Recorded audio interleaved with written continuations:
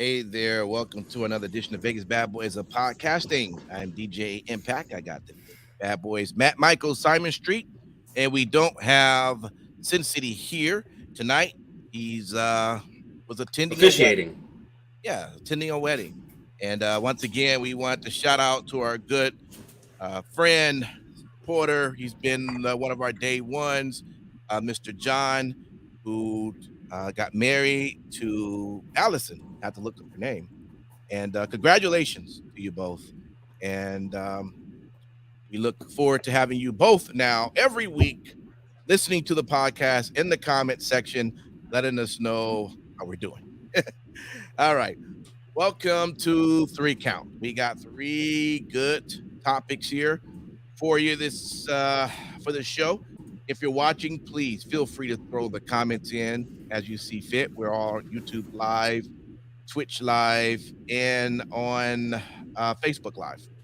So please do that. And if you're just downloading and listening, thank you for downloading. We appreciate it. Let's get right into it. It's time. Vegas Bad Boys of Podcasting present 1, 2, 3. Count Talk. Count Talk, baby. All right, let's get into our first one. What? This one's titled The Warner Brothers Discovery Budget Cuts Are Very Bad News for AEW. And this is from CageSideSeats.com. All right, so this is how it reads. It goes, the aggressive cost-cutting measures at Warner Brothers Discovery are happening at a very bad time for Tony Khan and All Elite Wrestling. When Warner Media merged with Discovery earlier this year, it created some uncertainty about AEW's future due to the anticipated budget cuts. In the story of WBD's, of course, that's Warner Media Discovery, ongoing mass layoffs is in the news again this week. For example, as part of the efforts to save billions of dollars, it sounds like WBD plans to merge the HBO Max streaming service with Discovery Plus. Boy, that's a whole nother discussion right there just to get into. But all right, let's just keep it going. So Wrestling Observer Radio, Dave Meltzer described how WBD's budget cuts are changing the landscape for AEW as the company tries to secure a lot more money on a new TV deal with WBD. This is all quotes from Meltzer. If you're an AEW fan, the last 2 days, not good news at all. We knew that WBD was going to do slash on the budgets, but it really feels like the prestige programming that TNT had, that's going to be out the window. I just have this feeling aside from the NBA that TNT and TBS is just going to be another station on cable. It looks like they just want to slash things, and CNN too, for that matter. They're slashing everything. A lot of executives at HBO Max are going to be gone. A lot of the budget from HBO Max is probably going to be down. They're really trying to cut a lot of money, and they know that the one thing that they feel that they have to keep, which is going to cost them a lot of money, is NBA. It's probably the worst time possible to go in there and ask for a big raise in rates. It's going to be very interesting. As far as giving it a big increase in rights, they're really going to have to find outside bidders. And then that becomes problematic because if you go to a weaker station, your numbers aren't going to look good. TBS is the perfect fit for AEW, but at the same time, the key way the company is going to be able to make money is through television rights. And if you want to make it profitable company and your parent company is slicing budgets everywhere in ways that people do not expect it, such as stopping movies in production, stopping TV shows in production. I mean, it's been bloodletting there. And there's probably still more to come. So the timing for AEW with their deal coming up, which would be at the end of next year, the last 2 days haven't looked good. End quote. That was all from D. Meltzer. To finish up the article, it says the big concern here for AEW isn't about having their television shows canceled because Dynamite performed well in the ratings on a weekly basis. The issue is that AEW would need to land a much more lucrative TV deal in order to keep growing the maintain competitiveness with WWE in the pro wrestling free agent market. The critical period for AEW's TV rights negotiation begins towards the end of this year. AEW is hoping to have top stars like CM Punk and Kenny Omega, and presumably sort of whatever is going on with MJF, back by then to deliver better things and put them in a stronger negotiating position. But if no other company besides WBD is a serious bidder for AEW's content, and WBD is flashing budgets everywhere, it's just the latest sign that AEW might not have as much leverage to land a significantly better TV deal. Wow. All right. Matt Michaels, this was your article, man. There was definitely a lot there, and even before that article came up, I was hearing things just about what's been happening on HBO Max. Mm-hmm. I've Some been shit's disappointed. gone. I Some shit's gone. if there's anything, if I always tell people that people like I have all these streaming apps I love. They go, which one you like? And, they think I'm gonna say Netflix. They think I'm gonna say maybe Hulu. They think I'm gonna say. I always say HBO Max. And now it's just amazing to think what's happening to that. All right, Mr. Michaels, what's your take, man? Well, I think the first things first is this becomes more prominent because the deal with Batgirl. All of a sudden, that getting shelved, and that kind of it caught everyone by surprise, right? Right. It also not only was it Batgirl. The Flash gone. Well, the Flash is a little Not the movie, the series on CW. I'm sorry. Oh yeah, well, I mean that. I think you're going to see possibly a lot more shows like that canceled because of the budget of the shows, right? That's the and then you got something like Scoob 2, where that's maybe not something along our interest or our age group, but it's a product that they already own, a license that they own, and it's a marketable license, right? So you already have these established products, these established brands that Discovery is pulling, and let's be honest, this is coming from Discovery. Discovery, when they made the merger, that's when all holy hell broke loose because they're billions of dollars in the red. They I don't understand how the FCC can allow a merger of companies when it's going to sink them further into the red, right? Yeah. That doesn't make sense at all. Yeah, it's so strange. I totally agree that Warner Discovery, they suck right now. You're right, they're gutting HBO Max. People are going on to look for stuff, and it's gone. And it's like, what the fuck is going on? And at this pace, Disney and Hulu and Peacock are going to be, and Paramount then will grow because of this as well. They're going to kill themselves.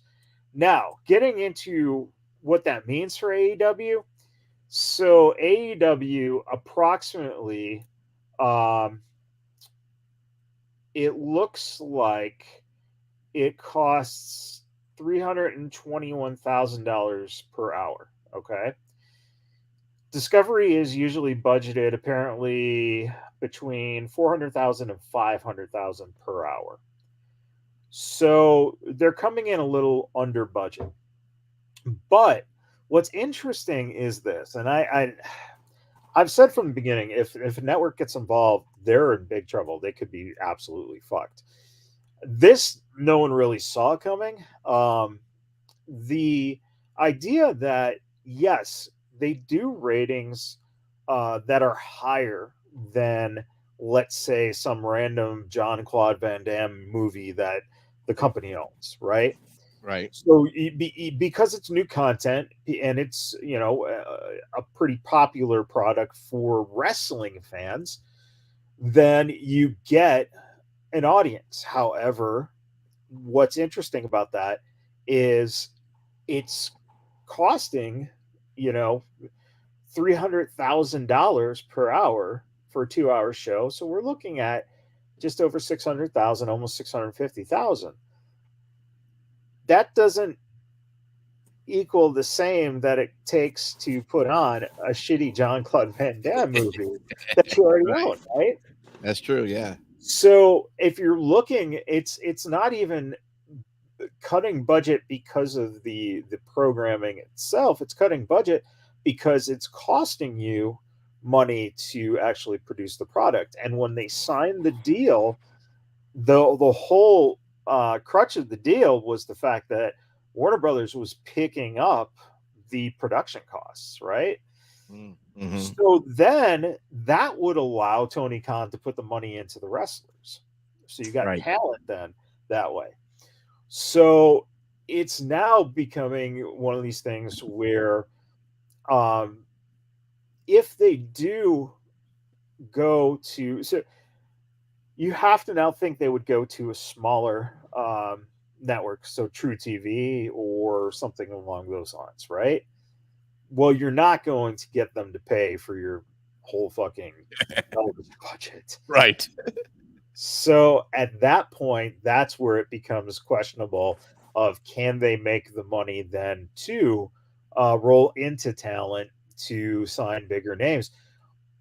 But my biggest question is, if you look at what they have and they can't consistently grow their audience, then does it even matter unless it's a John Cena or a Roman Reigns?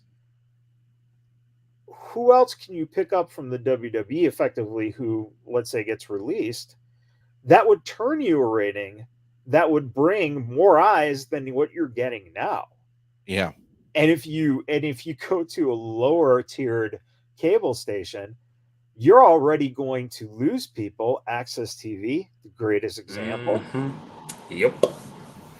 So, can you imagine if you put Impact on a platform where more people could see it and find it, then, their ratings would go up. And it seems like if you take them away from Warner Brothers, AEW's ratings will go down. And you can't rely on the money that you're going to get from these corporations for an 18 to 49 demographic, because the big money in commercials are like, towards people who are over 35 years old, because they're car commercials and things that are more expensive, right? Whereas wrestling's main market is Domino's, video games, and Skittles. So, Lots of Skittles. Lots. Taste the Let whole me fucking ask you: rainbow, does bringing AEW over to TBS helps reduce any of that cost of the 320? No, okay. No. Same company. No, because that's actually the production budget of actually going and shooting it. The other thing too is you got to remember they're also shooting this on the road. So I'm assuming that some of the costs, that if AEW doesn't cover the cost of travel for the equipment, they might pay for the travel of the like the camera crew and the rigging crew and stuff like that. They might pay for that, but the diesel fuel and all that kind of stuff, I think Warner Brothers covers that cost too. So what is the and then I'll move over to you, Simon Street. What is the worst case scenario that can happen in this situation? The point that they just remove AEW off of television, like they just decide not to want them anymore, and now they have to shop for that lesser. Yeah. So their contract ends at the end of 2023. Yeah, so at the end of 2023, if they can't, if they can't come to a new deal for a contract, then they are going to be having to find another network. And then this just came in from American Bam Bam on Twitch. You can tell me Jesus ain't the son of God, and I'd still disagree more with Michaels based on what I'm hearing right now. Well, you can disagree, but unless you can prove that there's no danger right now, then I mean, disagree is all you want. Let me go over to you, Simon Street. When you heard about this deal, I mean, what is your take about what's happening here, man?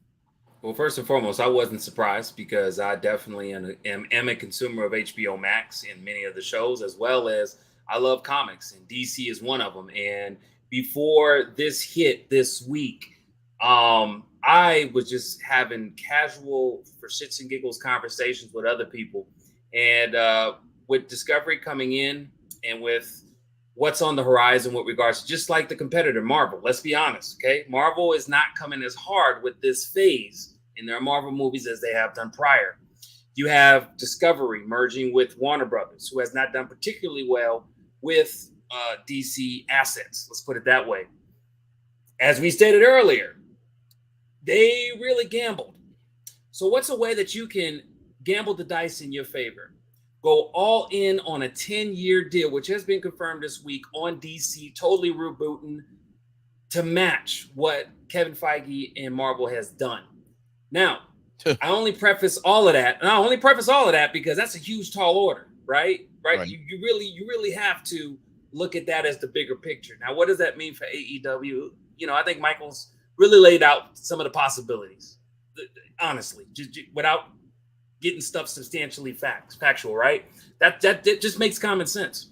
The one thing that I will say about this, AEW, it goes back to, I like me personally, I like their product.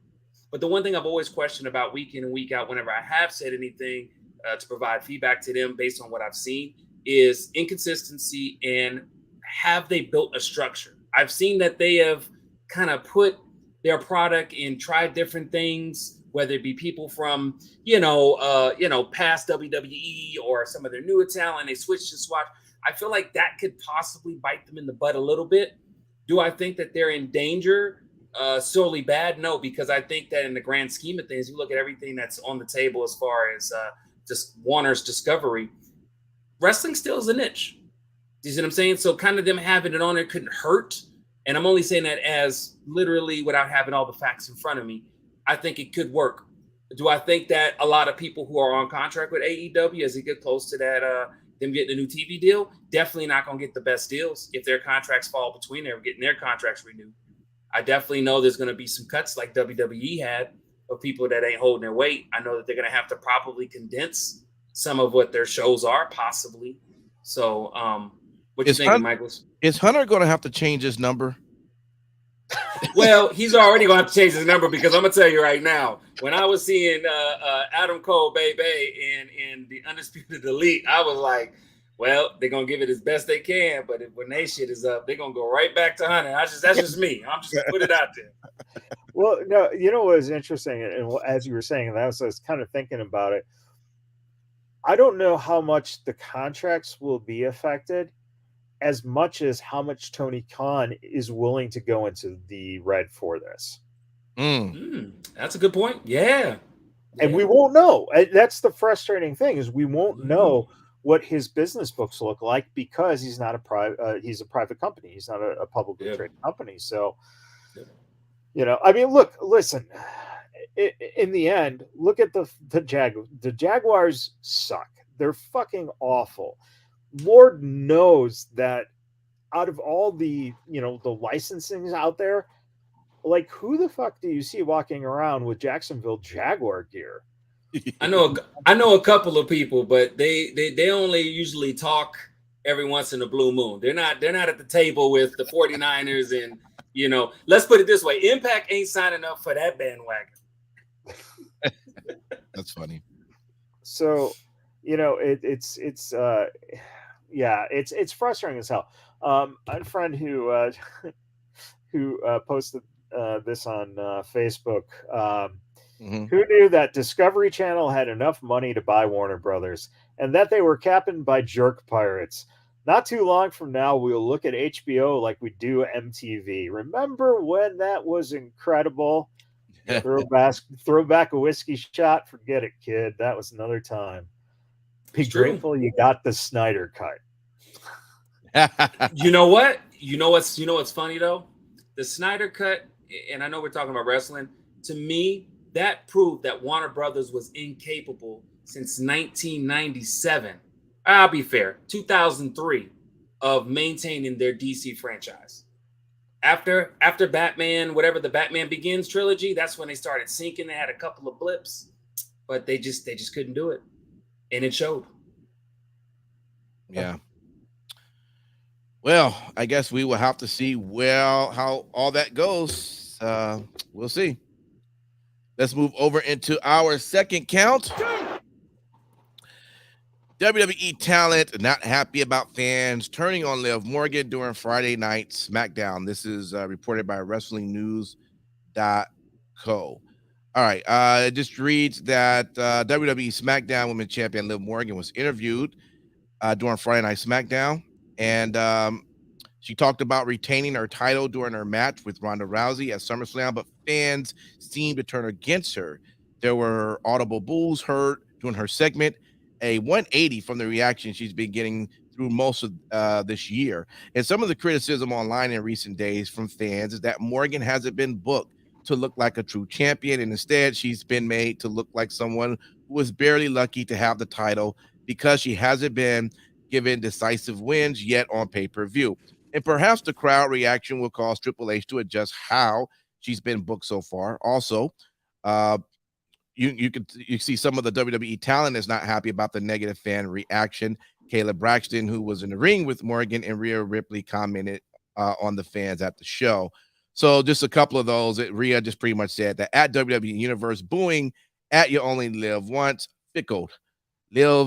There's still room if you decide to stop caring about everyone's opinion. That's sticking the storyline, which is great. But Kayla here, who was in the ring and definitely had a face of disappointment, said, for those wondering why I looked annoyed, I was disappointed with the disrespectful chants toward our SmackDown Women's Champion. You only live once. It's so deserving. So hush it when she speaks. So a lot here. Let me just kind of mention this is something that I truly don't, and I could be wrong on this, and I'm sure someone like Matt might know a little bit more info on this, maybe not. But as you're going through your performance center and you're learning to do everything you can in the ring, doing all your ring moves and how to walk down the aisle, and how to stand in the ring on facing the camera, and there's so many things that you learn. You even get in the ring, and I'm sure they give you a microphone, and you're working on how to speak on whatever the topic they give you. And I guess after that you start to find yourself out on NXT 2.0, whatever the case may be. Now, one thing, of course, with NXT 2.0, the fans are pretty consistent, right?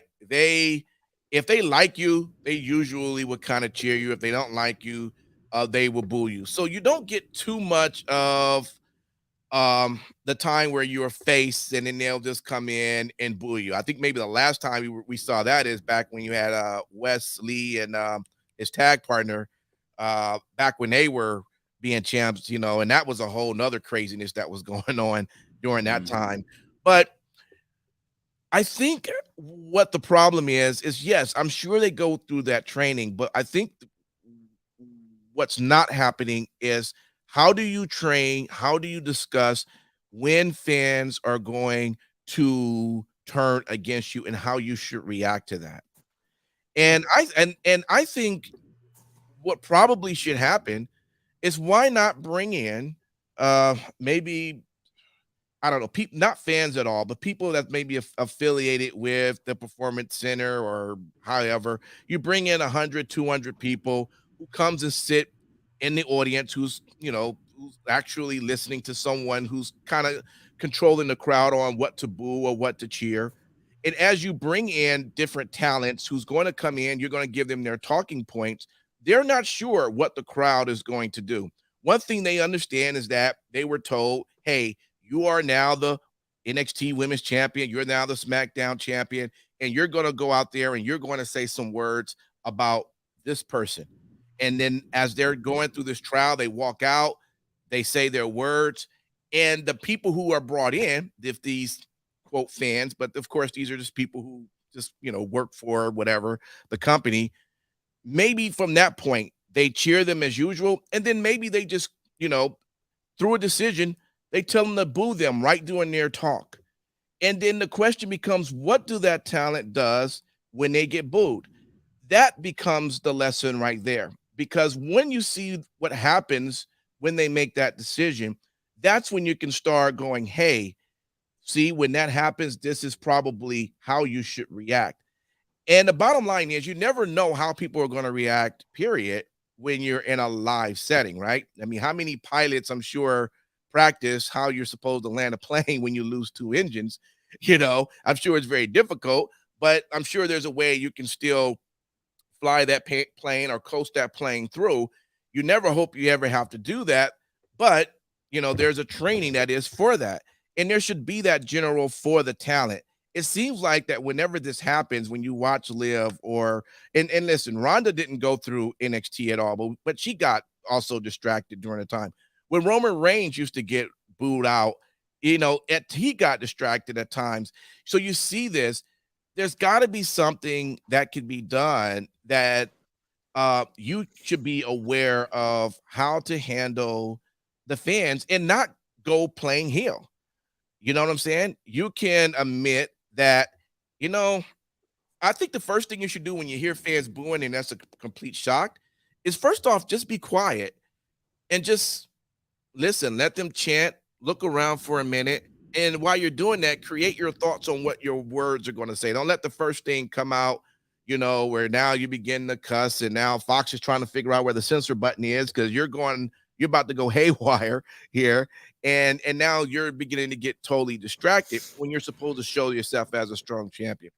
So I don't know. That's just my thoughts on the whole thing. I think there needs to be a better training when it comes to talent standing in the ring from the Performing Arts Center, bring outside people who are told when to cheer, when to boo, and see what the talent does.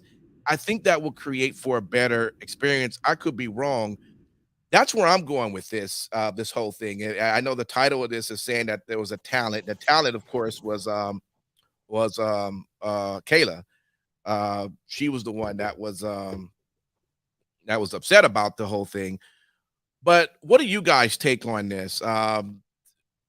Even if you believe the fans were right or the fans were wrong in their booing in this situation, and we all can debate whether the fans are right or wrong, shouldn't there clearly be some sort of system that how to handle that when that happens, instead of you looking lost like you don't know where to go?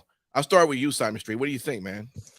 Well, it's really for anything. And like I said, I do have some, I don't talk about it all the time on the show, but I do have some acting background. I've been acting in community theater since I was 7 years old. And at a young age, I was taught, because I suffered from stage fright. And I remember the director told me it's how you pivot. Of course, at 7 years old, I had to ask him what pivot meant. But basically what it is how you pivot. How do you go with it? Yeah. Embrace it in a way of synergy, turn it around to make it work for you. And I think that that's something that you can give the book or you can instruct a class, but it's up to the person that's receiving the knowledge to be able to take it and make of it what they will when they have that time. I will say this.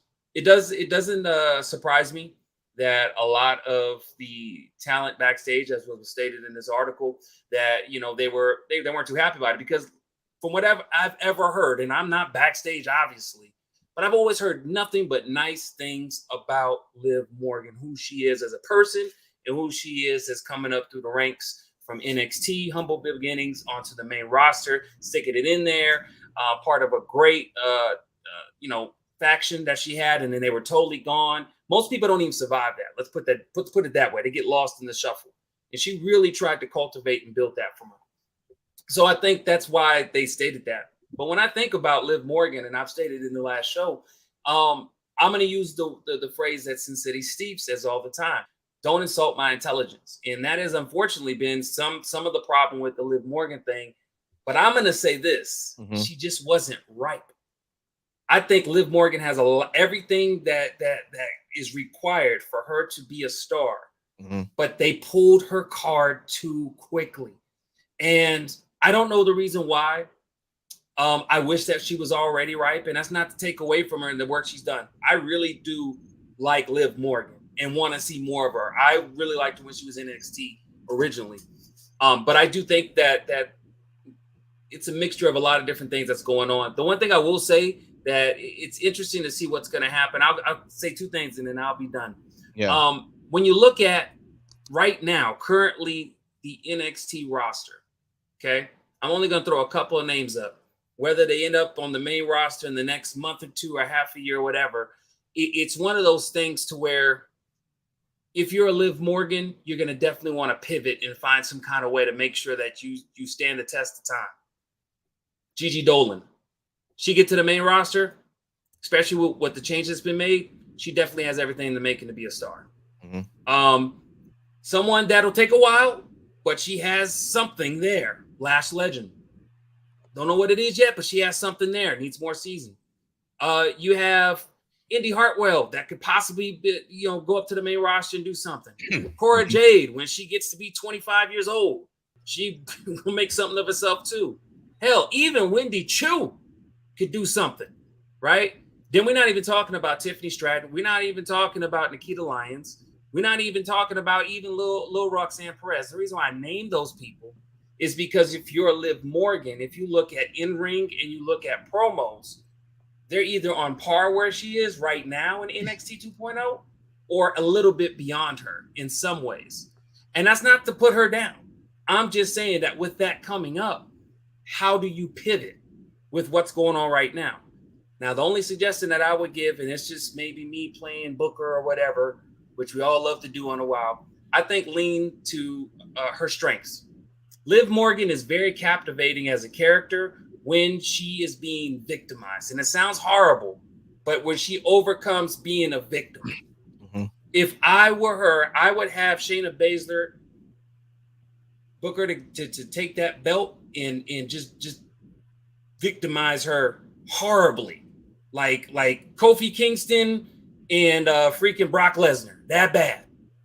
The reason why I say that is because if she's able to pivot, at least in that moment, she will be able to stay in the thick of it, overcome it, embrace all the boos that people kind of had, use that synergy, and then then hopefully she'll be ripe enough 6 months, maybe a little bit later in a different climate. But I mean, those are just my opinions on that one. I hope she does well because like I said, I really do like Liv Morgan. I really, really do. You know, Matt Michaels, on the show, first off, there were quite a few fans that had Liv Morgan signs up. I mean, there was a pretty nice pop for her. And this was, of course, in South Carolina. They were at Friday night. And just right in the middle of, her talk, it just seemed like some of the fans just was like, they just kind of switch. The scary thing about sometimes with the fans is that if people when fans watch and they know that they're about to come into their town next, sometimes they'll bring that same energy they saw on the TV into that arena as well. So it could start being a thing for her. Hopefully not. Hopefully wherever they're at Friday, it go away. But the bottom line is she kind of needs to know what to do regardless in that situation. What is your take when you saw what happened this past Friday? And I mean, is there anything that can be done to better prepare all talent for when fans decide they just want to completely go 180 on you during a live event? Well, it depends on what your absolute goal with your character is. One of the reasons it doesn't work with Liv is because I don't think Liv knows what her character is. Because I sure can't tell you what she is, right? Right. And it doesn't help. So when you win the title, the buildup for that was that she was signed at 18, has been with the company 10 years. Everyone saw this potential in her, and it was kind of the underdog building up, right? Yeah. And she won it, and fans were appreciative of the time she put in, and you can applaud a victory like that. And then the second match with Ronda happened, Yeah. or the actual first match with Ronda, and that finish, and then on top of it, suspending, quote unquote, Ronda, was something that just worked against her. Yeah. And it's hard to come back because of the fact that fans, they like you said, I don't even think it's necessarily seeing other people boo or take that perspective of not liking someone as much as I think if the people who were in the venue on Friday night, those people already had those opinions going into it, right? So around the country, you already have people who have those opinions who are going to show up at a WWE show and boo the people that they don't think should have the kind of pushes. Look at Roman and how much the fans just Daniel Bryan. Yeah. So that's one thing. Now, personally, I think that what do you do? Okay, so you're frustrated. You curse on Fox, which I'm sure they fucking love. Right. So what do you do? Personally, make Liv a heel at this point. If you're seeing this happening, make her a heel, and have her take that attitude she had for that brief, part of that segment, and make that the character. Make it, what? Isn't that kind of a little bit kind of what Lacey's kind of doing right now with hers? I mean, Who? she came in, Lacey Evans. Who? She ain't been on in the last couple episodes. Yeah, I know, but but that's what they were doing, right? I mean, but there's a difference because with Lacey She Evans, ain't got the title. Well, and with Lacey Evans, it was a forced character change. Like it wasn't something, the fans weren't booing Lacey. She was the one who they made her turn on the fans. right. So it was almost expected too. So I mean, yeah, and they spent. See, that's the other thing too, right? Liv, they didn't put a lot of time, building up. With Lacey, they put the time into building up this whole thing that she's an XGI and she went through this hard life and et cetera, and you want to cheer her, and then all of a sudden, they just go, nah, fuck it, you're going to be a heel. I got a feeling that's why she's not on TV right now, is because that was Vince. He was still creative. Since he's been gone from creative, Lacey hasn't been on TV. So they're figuring that out with her. Liv, they're in a tight spot because she's got the belt. So you got two choices. Take the belt off of her or retool her character right now while she has the title. If they were to make her heel, would that give the indication that the fans may have too much control? That's something that Vince never liked to pay attention to. He didn't care if you booed or not. He's going to stick with the character as what it is. But if they now switch that and the fans knew that after 2 weeks, after 1 week, which they know was never in the plan for her to switch, and then come the second week, they boo, and then she turns. You don't do it that quick. You don't do that quick. No, it's going to look. I mean, it's going to look forced. It's going to look. Well, it would have to happen before the next pay-per-view, right? You know what? The next pay-per-view is September 30th, Clash of the Castle. She's going up against Shayna. Okay. She's going against Shayna Baszler. There's not much you can do other than what Michael says. You're going to have to probably turn her heel. If not, my idea might actually work too. Have Shayna Baszler go in there because it looks like she's still booked as a heel. I could be wrong. And just totally destroy her. Like, I'm just saying, like to take that belt off of her right now. The only problem is, though, and taking the belt off of her is one thing. That's fine. But if you have her destroy her, Liv Morgan might as well just never come back. because you end. She's already not credible. How do you kill her career? Take the not credible person. See, when Kofi lost in such a quick fashion, he lost, but he was credible. True. Fans were acceptance of him and his character. If you do this to Liv Morgan now, she's done. She's done. Well, let me ask you this question: do you feel like there is a little room, although maybe might be small, for if you tailor her fault, right? Much like we're saying with Kofi, even though she's not credible, because I agree with you on that one. If you tailor that to be her story, do you see what I'm saying? And even have it to where she could be healed in that fashion. I mean, because I still feel like there's an upside to Liz. Liv, and maybe that's just me because I genuinely like her. Well, by the way, she also still have a I think a large fan base, despite the fact we probably heard she has a growing fan base. No, she has a growing fan base. Okay. It's been growing in the last 6 months substantially. Very substantial. I don't know what her merch sales are. Well, that's the whole thing. The whole thing is that fan base is most likely young girls, and if you're selling merch, then and you're a lot not of guys. going. What? And a lot of guys. Oh, hold on. Oh, sorry. Young girls and Impact. No. I'm messing with you, man. There's a lot of guys that live. Of course, there's a lot of guys. She's a gorgeous woman, blonde hair. But at the same time, it's still the guys who are booing the loudest at shows. It's true. You can love her looks, but think that she's an awful wrestler, right? Look at Carmella. Let's be real. Look at Carmella.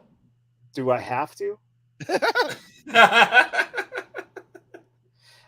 But the truth of the matter is honestly, if the money is there, if they see that sales are happening with T-shirts, and other merchandise that she has with her name on it, then they're going to probably have a harder time not trying to continue to establish her as a baby face.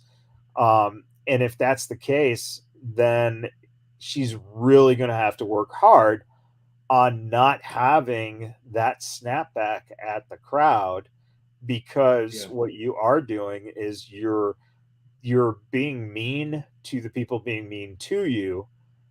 But by doing that, now those people who like you start going, well, is this kind of person I really want to like anymore? Because she's kind of a bitch. Yeah. Yep, I agree. All right. Let's go over into count 3. And this one was Sasha Banks finally breaks her silence on Twitter. And pretty much the article was just saying that she sent a heartfelt message to her fans on her upcoming appearance to the C2E2. Of course, we know she walked out on the Raw, and her and Naomi. So, but the article just says that Banks has been spotted publicly on a bunch of occasions ever since walking out on Raw, and she is all set to appear at the Chicago Comic and Entertainment Expo. Actually, this past weekend, Saturday and Sunday, and the official Twitter handle C2E2 shared a tweet hyping up Banks' appearance. The former Raw Women's Champion responded to the tweet and sent a wholesome message to her fans. She quote, "I'm so excited to see you guys this weekend. I love you. And I love you." And that's it. And so, and that was pretty much the end of the tweet. So yeah, she broke her silence there. Let me go over to you, Simon Street. This was your article. What was your take on this, man? What made you want to throw this out? Definitely the take is we kind of talked about it a little bit last week too, is it's only a matter of time for Sasha Banks come back to WWE, and we have had some insider, which we will not disclose the names of these individuals, that do have some insider information that she is already back, and that was one of the people, obviously, Hunter, when he made his rounds to once taking over. But it's interesting enough because I really wanted to point it out, because the one thing that, even as a fan, and anybody who watches this show, y'all know, I love me some Sasha Banks, but I'm not a fan that's blinded by the truth. And the truth of the matter is Sasha in the past has had mixed reviews when it comes to how she views fans, right? Particularly, not understanding the way this business works, right? And some people have. I remember Bully Ray had basically told her, like, you should be more worried if they're not looking for you, right? So I thought it was interesting that she's taking this take to really embrace it. And there was another article that before I found this one, I thought I saved it and I didn't. But it talked about how some people were actually talking about how there was a distance for like the C2 convention for, the meet and greet. And how some males were like, man, well, if you're a male, I had to be like 3 feet away from her. To whereas if for females, they could be close. And I wish I could have found that. Me personally, I've taken a picture with Sasha Banks. And I was all up close and personal. Not too much to get in trouble, but I'm saying as normal as anybody else who paid for that. Mm-hmm. But again, I'm pointing this out because that's something that, and I think it might have been Michaels to a certain extent said that, okay, some of these things that you got going on sometimes, whether it's been substantiated or not, or if it's just flabbergasted, right? You might want to think about it going back in. Because although you have an upside, although that Hollywood has your ear, Kevin Hart wants to do some stuff with you, other people want to do some stuff with you, you want to make sure you still keep this vehicle rolling. Do you see what I'm saying? Because Sasha Banks has more for her career, and not to just rest on your laurels, because there's still things that you need to do. And I think the fan base is the big part. And from what I saw in this article, her taking those steps, I hope that is, a foreshadowing of things she needs to correct. I understand. I don't want to say I understand. Let me correct myself. I can see why her and some people get weirded out by weird fans. Come on, guys.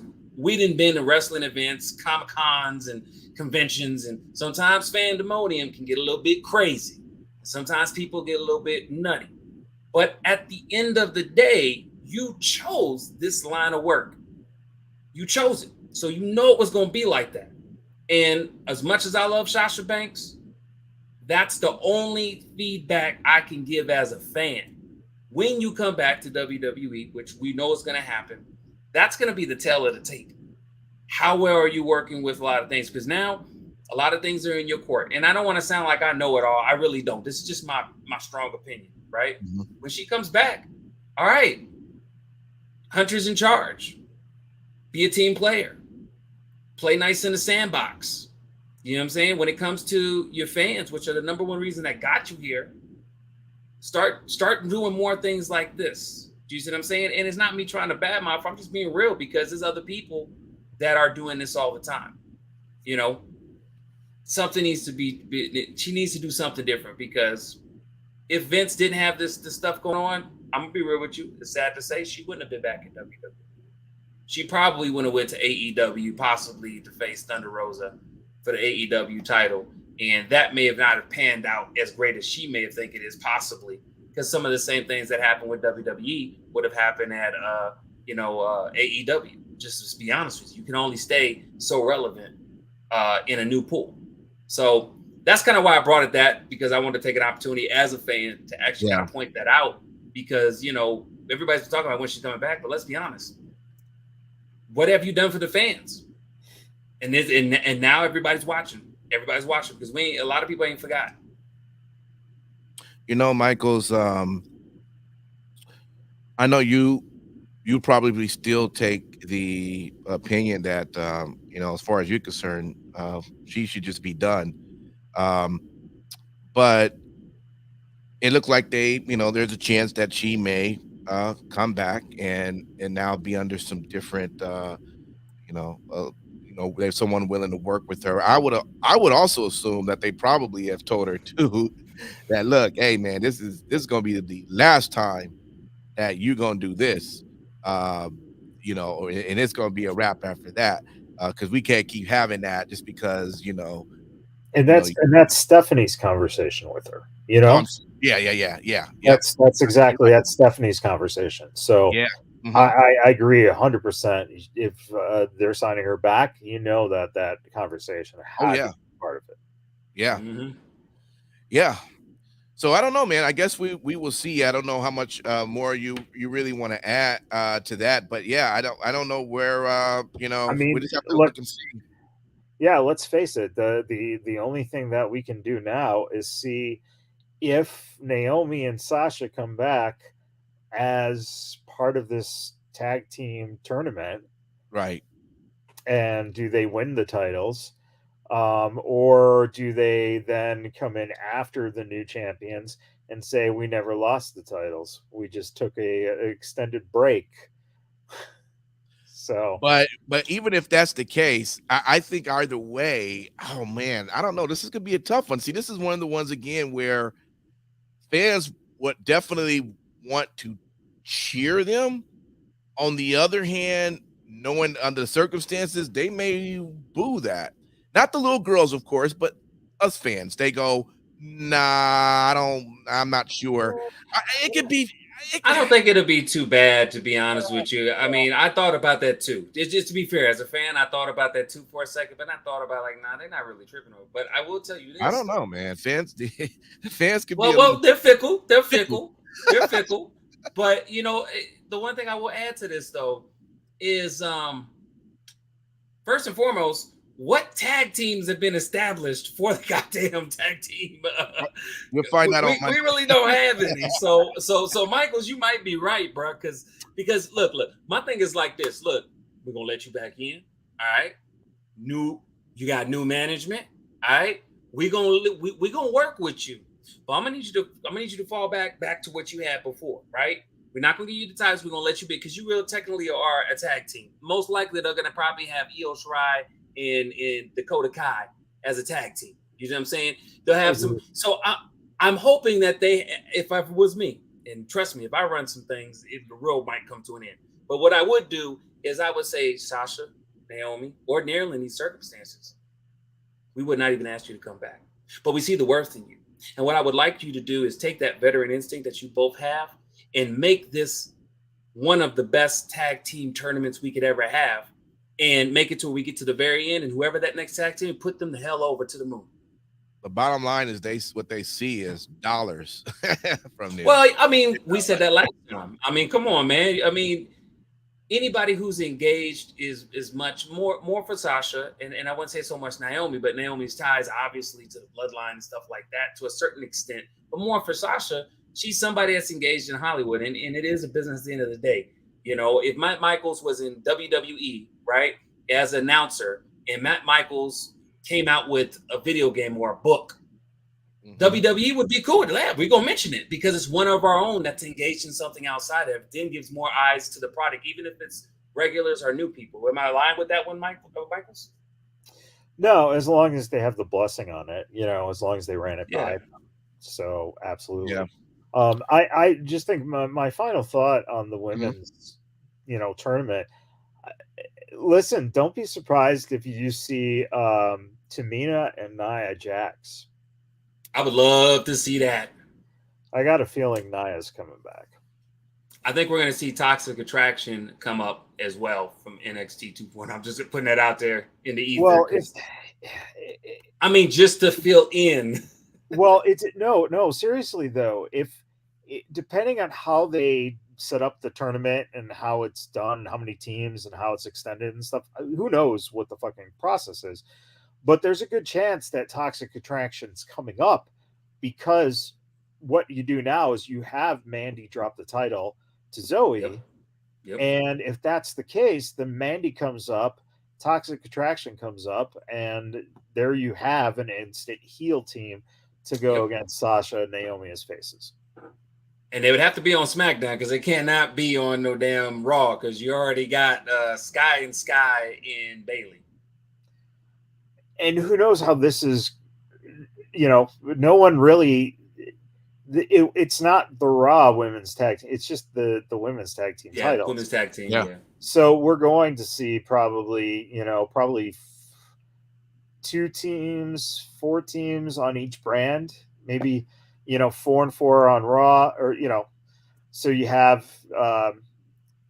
2 teams. Two drop in. Yeah, you're right. And then, then those 2 winners go against each other and one advances. That's how I would do it, is basically 8 teams total, 4 from Raw, 4 from SmackDown. And eventually you have Raw versus SmackDown for that championship. Do you think they'll push that more towards Survivor Series? Just out of shits and giggles? Dude, at this point, I think if you go back and listen to about a year or 2 or 3 years ago, we had the exact same conversation about these belts and Survivor Series. So Sure the hell did. Yeah. I mean, you know what? Yeah. There you go. There's the bell. Yeah, we're gonna be hitting the OT pretty soon. So good stuff, good talk, fellas. It's great. That's our 3 count right there. Thanks everyone for definitely putting in your comments. A lot of people have some even extra comments about the Warner Brothers, but we went ahead and responded to that. Feel free. By the way, you know, when these videos are loaded onto our social networks, the comments is still running, and so feel free to add any other information you want to throw in that, and hey, we'll jump back in there. Anyways, our final thoughts, folks. Have a good week, and make sure you continue to do your best to be kind to one another, because that's what we need, and just continue to watch more wrestling. You know, I think that's what the world needs. There should be wrestling on 24 hours, 7 days a week on a channel, and you should be required watching. So hold on, wasn't that the same commercial for WWE Network when it first launched? I swear, you almost took the same words out of their mouth. That's dope. Then see, I should be with the company. Simon Street, what's your final thoughts, man? Look, y'all, continue to watch wrestling. If you're a wrestling fan, I mean, man, just be elated at the new changes that WWE has had, because I've definitely noticed a new recipe in the gumbo that is WWE. If Monday and Friday was any case, but outside of all that, man, goes without saying. Thank you so much for supporting us. Thank you so much for allowing us to entertain you. You could have been anywhere else in the world doing whatever else on, listen, but you decided to stick with us and listen to us. So we appreciate that. Also, too, I'm going to try this. Please, by all means, REPP, Rep Sports. And if you use the user code Vegas, VEGAS, you can get you some nice sweet deals. Rep Sports for all of your beneficial sports need drinks. I hope I did it as well as Sin City Steve. Probably not. All right, no doubt. Matt Michaels. Yeah, happy birthday to the military too. I think that's what he says every week as well. Oh my gosh. Not listening at that point, so I don't know. Right. And finally, to the Storm and Mormon who got married. Listen, we do have to apologize, knowing that you are a huge wrestling fan. We thought it would be great to get you a wrestling specific gift for your wedding, but apparently things didn't go right at the reception. I guess that a live cobra is not a good idea to put in a box. And what happened to Liz and Randy happened to the Storm and Mormon. And we do apologize for having a live snake at your wedding. Hopefully you have a lively snake this honeymoon, and all things will be good. Okay. Totally Michaels. Not me. All right. Everyone, thanks for hanging out. We will see you next week. All right. Until then, happy wrestling. Peace.